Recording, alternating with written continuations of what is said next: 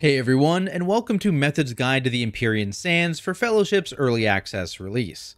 My name is Tactyks, and in this video I'll discuss the most dangerous trash abilities, walk you through a simple route, plus I'll give you some tips and tricks for the final boss encounter with Sin-Magir. Keep in mind that all the info in this video is based on the open beta, and it is possible that some things have changed since then.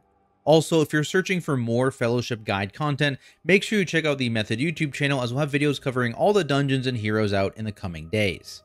With all that said, let's get right into the trash, where the most common mob you'll face initially are the Sandsworn Husks. These guys have no actual ability of their own, but will gain stacks of the Fervor haste buff on successful melee hits, which go all the way up to 20, so tanks will want to be careful towards the end of pulls that include these mobs as they ramp up in strength.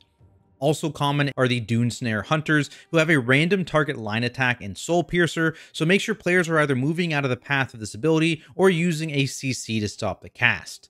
Once you push into Adept League and the Vair's Legacy affix is active, these mobs gain a new ability in Dune Snare Trap, which is thrown towards a random player and remains on the ground for quite a while, so make sure everyone is watching out for these and avoiding them, as they will root and apply a dot to anyone who triggers them. When it comes to casters, the main one you'll be dealing with are the Acolytes of Sonari, where you want to make sure that you are interrupting or using a CC on their Sonari's Wrath cast, otherwise they'll gain a buff that pulses for group damage. On top of that, they'll occasionally debuff a random player with the Collapsing Star dot, so healers make sure you are dispelling this as quickly as possible, especially if there are more than one of these Acolytes in any given pull. On top of these base mobs, there are a few larger CC immune mobs to deal with. First up, we have the Tomb Guard Reavers, and their main ability is Charge, which aims a line at a random player that will stun and bleed anyone hit, so make sure you step out of this effect. When Vair's Legacy is active, they'll also gain the Whirlwind ability, dealing damage in an AoE around them as they fixate towards the nearest player for the duration, so make sure you're ready to kite these mobs if you get targeted. Next up is the Gravebreaker Brute, who cleaves around the tank with all their melee swings, so make sure to stay away from your group when you are pulling these mobs. They also have a random target frontal and crescent cleave, which everyone will want to make sure they're avoiding. Finally, when Vair's Legacy is active, they gain an AoE hit in Decimate, so beware of the extra damage intake, and keep in mind that ranged players are actually able to avoid this hit entirely if they stand at max range, which is quite useful. The last big mob at the start of the instance are the Nightbound Magis, and their main ability is Constellation of Ruin, which spawns 4 circles nearby that each must be soaked, otherwise your group takes a large hit of damage. So you want to make sure you are loosely spread out here and quickly go to a nearby circle with one player going to each once they appear. Sometimes these will be stacked, but usually they are not, so just keep that in mind. Other than that, this mob will just spam Shadow Bolt at a random player, which you can keep any spare interrupts on. Once you make your way through the initial dunes and inside the gate, you'll encounter a few more mobs, starting with the Lashers, of which there are 2 types. The smaller ones are called Ruins Lashers, and they just drop acidic sap puddles underneath random players, so step out of these if you get targeted. The bigger ones are called Barbarous Lashers, and on top of being immune to CC, these mobs also have the Wicked Thorns passive, which reflects 25% of all damage taken back at the attacker, so you want to be really careful when you're putting damage into these mobs, and healers beware, you will have quite a bit to do when they're pulled. They also have a tank hit in Crush Armor, which reduces your armor by 10% for 12 seconds, so beware that you may be taking extra damage while this is active. Mixed in with the Lashers are some Water Elementals, another CC immune mob that has a couple important casts. First up is Healing Waters, which you want to keep an interrupt on to prevent this mob from regaining health. The other one is Hydra Bolt, which is an AoE hit around a random player at range, but keep in mind this cast specifically will not go out if your entire group is stacked in melee, so you can do that in order to reduce the number of interrupts required when pulling these mobs. Outside of these elementals, there are a couple more humanoid mobs to be aware of, with the first being Grave Scythes, who have another frontal attack in Heavy Strike. This one is aimed at the tank specifically and is not actually avoidable, so tanks, make sure you're facing them away from your group and you're using defensives as needed. The last mob are the Greed Spawn Sentinels, and these guys have a single channeled ability in Greed's Embrace, which applies a stacking dot to all nearby players and enemies.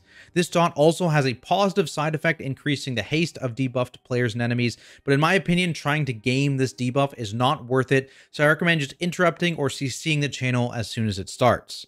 Moving on to routing, in the initial wide open area, I recommend taking the leftmost path, avoiding most of the mobs in this part of the dungeon as you're kind of forced to pull more stuff later on, and we don't want to be too overcount. Once you get through the gate, I again recommend you take the left path, heading over the bridge, avoiding those elemental mobs we mentioned in favor of more humanoid stuff. Make sure you watch out for the patrol on the opposite side of the bridge. Otherwise, you're just kind of W keying, killing what's in front of you with a small detour to finish count while also opening up a bonfire checkpoint before the final boss. From there, we can talk about the boss itself, Sin-Magir, which has a heavy emphasis on swapping damage to priority adds. Let's start by talking about the tank stuff though, where your main source of damage intake is going to be from Lunar Soulseer, which channels a frontal line into you for a few seconds. So you want to make sure you are always prepped with a defensive ability, plus you point this away from your group.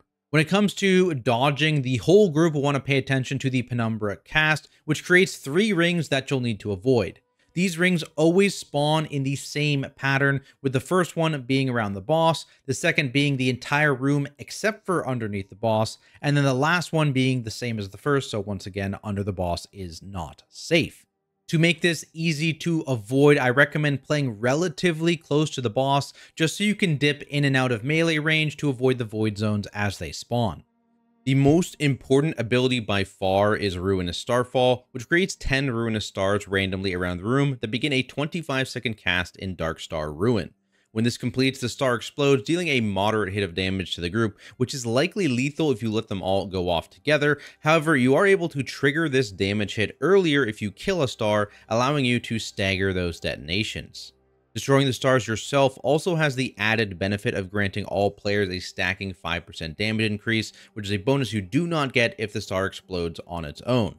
This makes it extremely worthwhile for boss damage if you're able to get this buff stacked up, so my recommendation is to immediately swap to these stars when they spawn, and drag the boss towards the closest group of them just for some extra cleave, and when necessary, pause your damage on the orbs to allow your healer to get your group topped up between sets of detonations. Tanks can also have a big impact here on killing the stars, as the Lunar Soulseer beam will deal a significant amount of damage to any orbs in the effect as well, so you can point this at stars further from your group if it's safe to do so. This is also by far the highest damage portion of the encounter, so using group defensives and healing cooldowns in this phase is highly recommended.